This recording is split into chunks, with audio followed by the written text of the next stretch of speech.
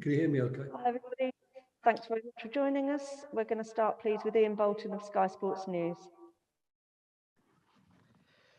Afternoon, Roy, how are you? Hi, thanks Ian, fine. Good. Let me start by asking you about Wilf. Is he going to be available for you for this one? Yep, I think so, yeah. He trained well this week, so there's no reason why I can't consider him for a place in the team. What does that mean to you? He's been out for what, best part of a month? No, just over a month. It was early February, wasn't it, the last time he played? Yeah, he's missed a lot of games for us in that period of time, but he's still come back quicker than perhaps the medical department thought was going to be possible because of his powers of recovery. So we're really pleased to have him back. The same applies, of course, to Jeff Schlupp. That's good to see him back as well. So that's two of the important players that we think we've been missing these last 5 or 6 games back with us again. What news on others returning? How far away are they?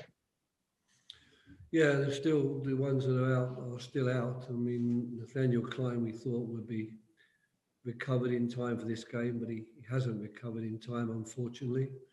We picked up an injury to James McCarthy, which is a major blow for us because he's been out for such a long time, missed so many games this year that now he's been fit for a few weeks and has got back into the team. It was a great pity to have to take him off the other night with a groin injury. So that's been assessed and will be looked after during the next few weeks. And James McCarthy is still nursing his calf injury that he has, and the same then applies to Tompkins and Mamadou Sakho. Unfortunately, they're no closer to returning either. With Nathaniel Klein, what's your feeling on that? How long might it keep him out, do you fear? Well, the initial prognosis was actually pretty positive. It was a very minor strain and it wouldn't take very long at all. It's been more than 2 weeks now. The problem is that the scan, when he had it, didn't show any major problems, but of course he still feels discomfort. So I believe he'll be given a second scan just to check that nothing was missed. And if nothing was missed and we can be assured that there is no damage to the muscle, I think we'll see him back fairly quickly. But you go into this match against Spurs, unbeaten in your last 3, with back-to-back clean sheets after the goalless draw with Manchester United during the week. Is there a certain satisfaction in the way that you're playing, in the discipline that you're showing, in the determination that you're showing, particularly given that you have had key players missing just lately? Yeah, I think I'm very proud of what the players have been able to achieve. They've been 3 very difficult games.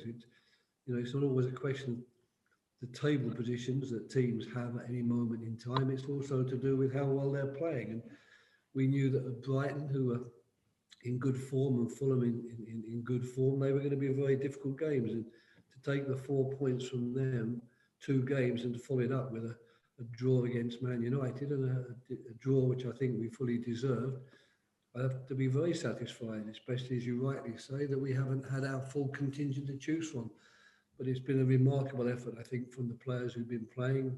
The team hasn't changed much in the last 5 or 6 games when we've had these injuries to contend with. And I think the guys who've gone out there to take 11 points from the 7 games is a really, really good return and speaks volumes, if you like, for their determination, their gutsy performances and their awareness of what needs to be done sometimes to make certain that you come out on the right end of a result. Sadly, Patrick van Aanholt received abuse on social media after the match against Manchester United.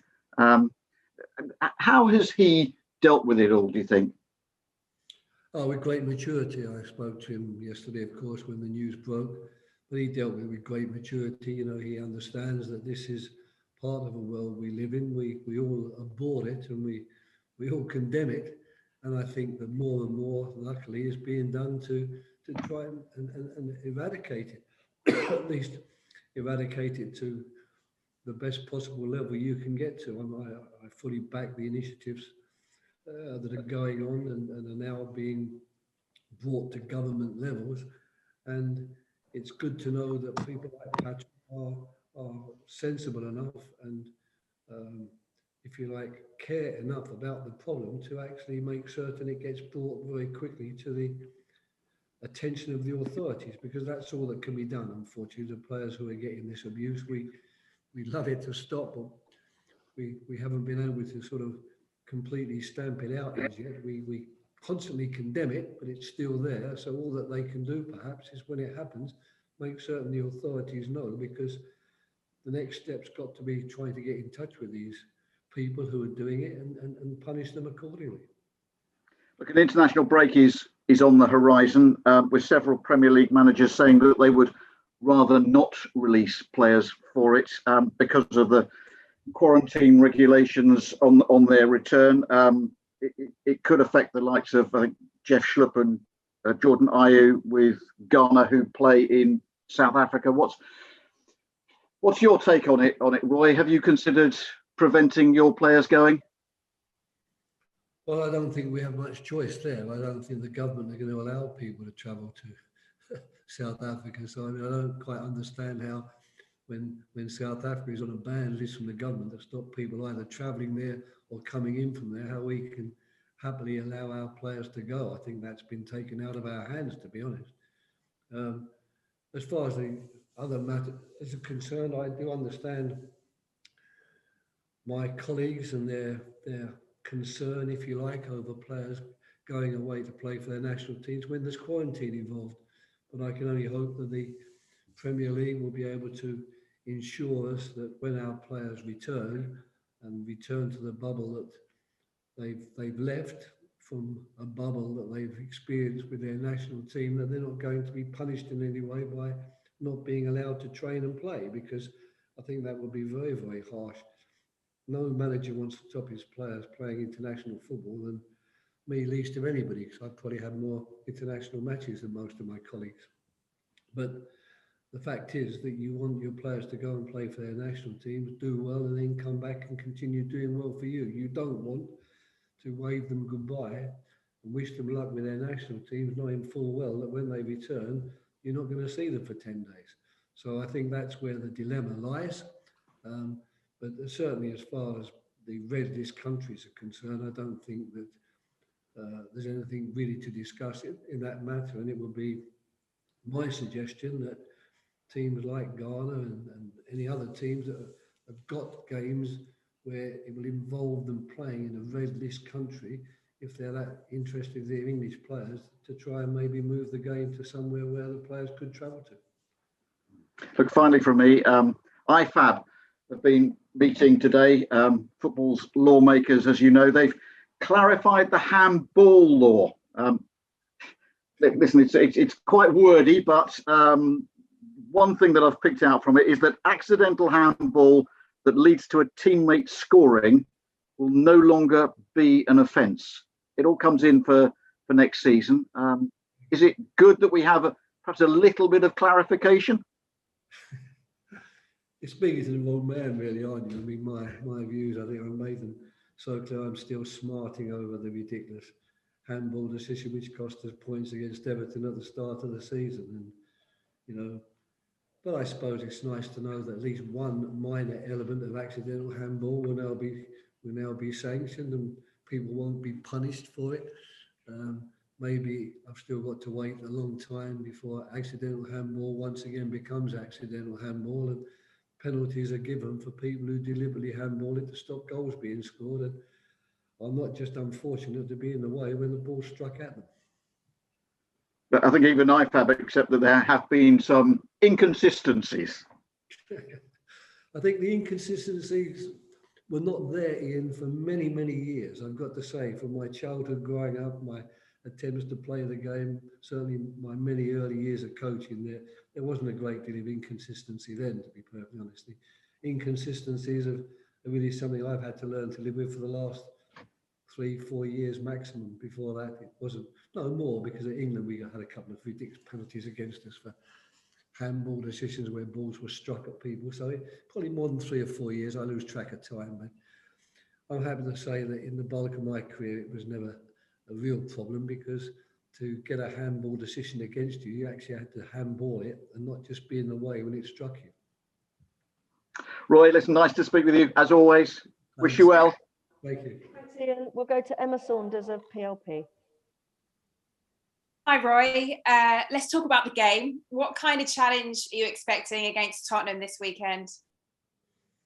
A big one, I suppose, is the very simple answer to the question. They have such a lot of very, very good players in their team, all through, throughout the team, and in particular, of course, the firepower they have and the enormous threat they pose with their attacking options. The front four or five, or however many you like to call it. Really, they are amongst the best players in their positions in the country. So we expect it to be a remarkably difficult challenge, especially since Tottenham, with their result last night, have righted to some extent a run of form that they obviously weren't happy with, and are once again looking to get into that top four, which becomes closer, if you like, with the result that they got last night and the results of other teams.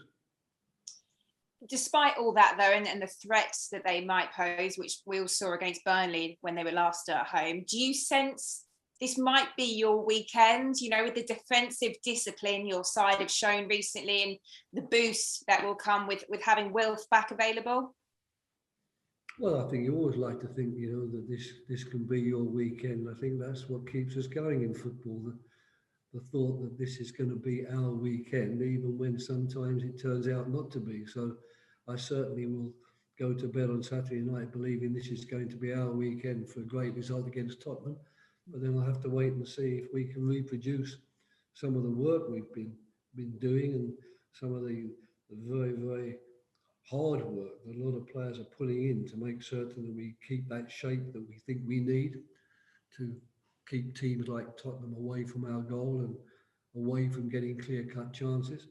And then, of course, hoping that we can create some good chances of our own, which will enable us to get the result we need. Because I think in games like Tottenham away, you're pretty much aware that to get a result, you probably need to score goals because they've got so many goals in them.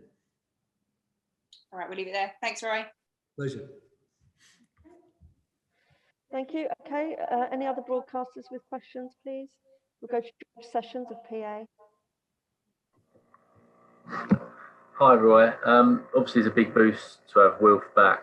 I guess a lot of focus probably pre-game will actually be if he's in the starting 11, but actually what he does when the rest of the team take a knee, because he recently said that he felt it sort of lost its meaning. Obviously, the relevance is Patrick sort of revealing his abuse by saying this is why we knee. Is it just an individual opinion now in terms of taking the knee rather than something that perhaps everyone should be doing? I think there are two things. I think, first of all, to suggest that Wilf saying what he said and expressing himself in the way he expressed himself and making it clear that as far as he's concerned, he thinks that the taking the knee isn't strong enough, and he wants to make an even stronger protest and really stand up in a way that hopefully will put an end to this type of racial abuse. I think we have to respect that, of course, first in the first hand, because it's an individual, it's his conscience, and certainly it's got nothing to do with him not wishing to respect what the taking the knee means. But also, Wilf will respect what the rest of the team want to do. So if the rest of the team want to continue taking the knee, he'll happily respect that as well. But the point I think he was making is, for the authorities, right, we've been taking the knee a long time. Is there something else we can do? Because I feel so strongly about it. I'm a bit concerned that taking the knee isn't enough to bring about the change I would like to bring about. And it's a personal opinion that he has, and we respect it 100% fully. And I would be very disappointed if people started to try to suggest that him not taking the knee means that he doesn't have the same feelings about it as everybody else. Quite the opposite, really. I think you're having to suggest that his feelings are so strong that he wants to bring about even further change to make certain we don't have to suffer this abuse, which has struck us recently, once again, as you rightly say, with Patrick Van Aanholt being abused after the game against Manchester United. And just in terms of the injuries, you mentioned, Nathaniel, is Tyreek back? I know he had a knock, didn't he, that ruled him out of the Wednesday game. Well, Tyreek too, I'm afraid, is suffering from a muscle injury. I think now for a lot of the players, the ones we've got at the moment, I'm hoping we'll keep fit.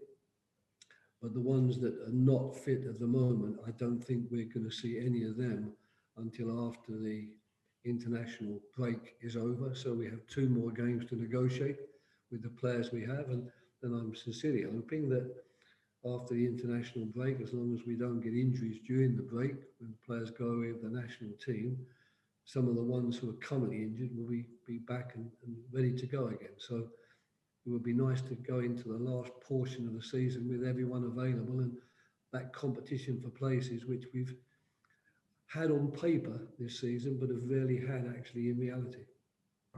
Thanks, Roy. Thanks. Okay, are there any other broadcast questions? TalkSport, we'll go to Jackson Cole from TalkSport. Hi, Roy. Hi, sir. I was interested in comments you made about after the Manchester United game. You made reference to how some of the players or a lot of the players who are with you now, they were with you right at the start of your time at Crystal Palace. Do you feel this group of players have years left playing together, or do you feel like there quite a lot of action is going to be needed in the transfer market in the summer? Well, I think that just depends upon how many of the players are offered new contracts.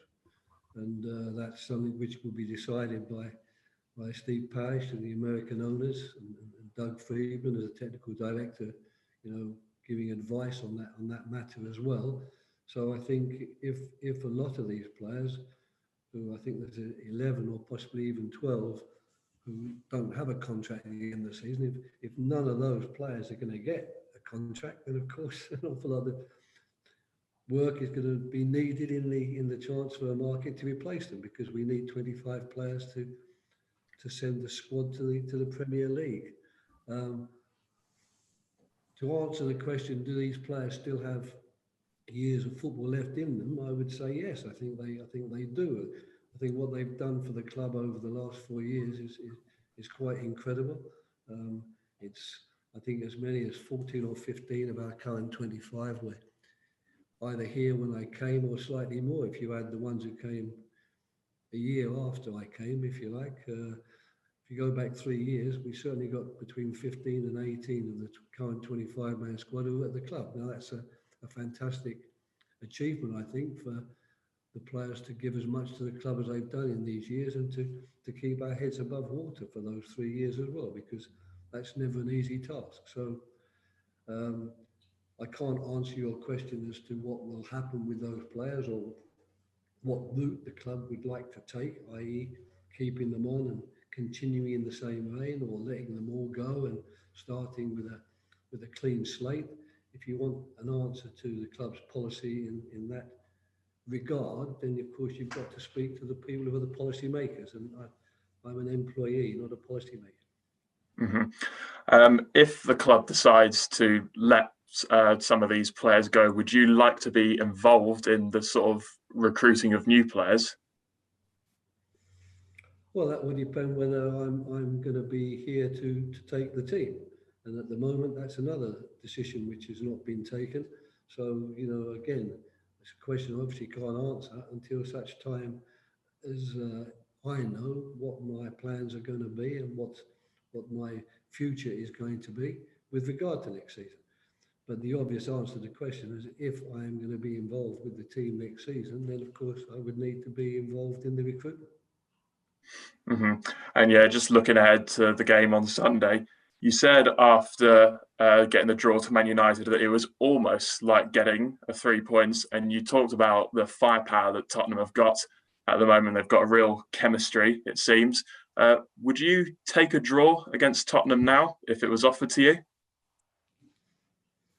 Well, difficult questions, those ones. I mean, that's the sort of question that you get where whatever you answer is wrong. So, what I think privately, I wouldn't be prepared to say publicly on that matter. And whatever answer I give is wrong in some ways. If I say no, I don't want to draw. We're much better than Tottenham. We're going to go there and blast them off the field. Then people say that's ridiculous because Tottenham are a very good team. You've got no right to do that. If I say to you, yeah, a draw would be a good result, you say we've got no ambition. So basically speaking, I hand that one to you. You know, you win hands down on that one because whatever I answer, you've won. Okay, thanks, Roy. Okay, that concludes the ball.